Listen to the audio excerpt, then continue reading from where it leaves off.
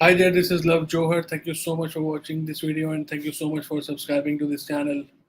In this video, we will try to understand what are the different milestones in achieving GDPR implementation.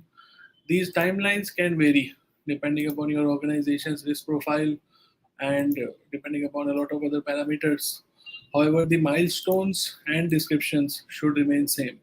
So anybody out there who is trying to implement GDPR for the first time, this project plan will be very useful for you because here is a step-by-step structure which you can use for your GDPR implementation.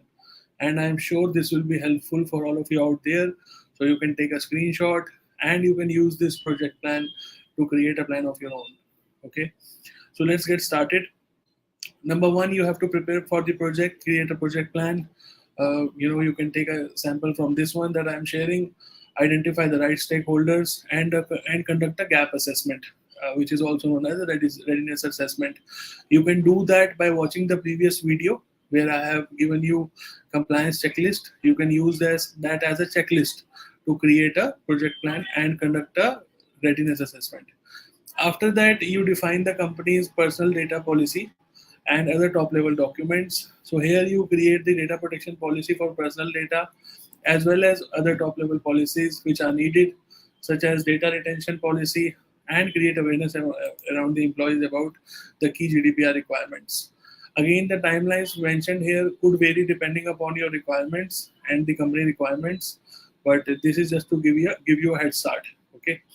Then you need to appoint a data protection officer. This is being required by any company uh, that processes the personal data on a large scale, so that the data protection officer is responsible for ensuring that your company complies with the GDPR. Then you carry out a data inventory. You identify all the personal data that your company collects, stores, and processes.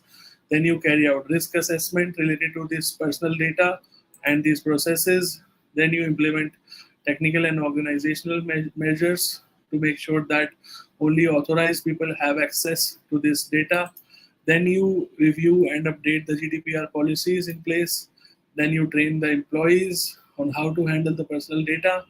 Then you go for continuous monitoring and assessment to make sure that the compliance always stays in place. So the last one is ongoing for all the organizations. This will be ongoing.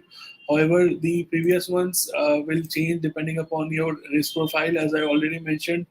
So feel free to tailor this project plan as per your requirements and your organization risk profile. If you have any questions on this, feel free to ask in the comment section. Thank you so much.